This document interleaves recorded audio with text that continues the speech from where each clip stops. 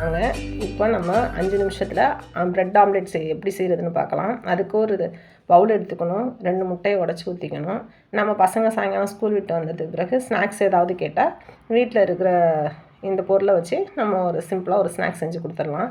அதுக்கு கொஞ்சம் உப்பு போட்டுக்கணும். உப்பு போட்டு நல்லா முட்டையை பீட் பண்ணிக்கணும். லைட்டாக பீட் பண்ணிவிட்டு அதுக்கு பிறகு மிளகாத்தூள், மஞ்சத்தூள், ஆனியன் நைஸாக கட் பண்ணது அதையும் போட்டு நல்லா பீட் பண்ணணும். நுர வர அளவுக்கு நல்லா பீட் பண்ணதுக்கு பிறகு ஒரு தோசை தவாவை எடுத்து அடுப்பில் வச்சுட்டு அந்த தோசை தவா காஞ்சதுக்கு பிறகு அதில் ஒரு ஸ்பூன் நெய் ஊற்றி 4 பக்கமும் ஸ்ப்ரெட் பண்ணி விட்டுட்டு ஒரு ப்ரெட் ஸ்லைஸ் எடுத்து நம்ம அதில் வச்சுட்டு ப்ரௌன் கலர் வர அளவுக்கு ரோஸ்ட் பண்ணி எடுத்து வச்சுக்கணும்.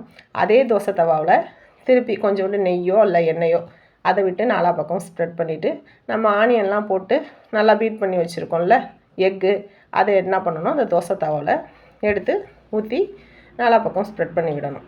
நல்லா அந்த தோசை கல் ஃபுல்லாகவே ஸ்ப்ரெட் பண்ணி விட்டுட்டு என்ன பண்ணணும், அந்த நம்ம ஏற்கனவே ரோஸ்ட் பண்ணி வச்சுருக்கோம்ல ப்ரெட்டு ஸ்லைஸு அதை எடுத்து அந்த ஆம்லேட் மேலே அப்படியே வச்சிடணும்.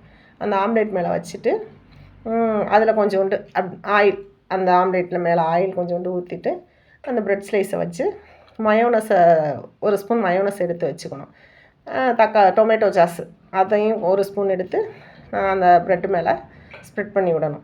ஸ்ப்ரெட் பண்ணிவிட்டு அந்த ஆம்லேட் கொஞ்சம் நல்லா ரோஸ்ட் ஆனதுக்கு பிறகு அதை 4 பக்கம் மடித்து விடணும். மடித்து விட்டு அதை அப்படியே திருப்பி தவாவில் போட்டுட்டு திருப்பி அது லைட்டாக ரோஸ்ட் ஆனவுடனே எடுத்து வச்சு அதை 4 ஸ்லைஸ் போட்டு சாப்பிட்டா நல்லா டேஸ்டியான ஹெல்த்தியான ப்ரெட் ஆம்லேட் ரெடி.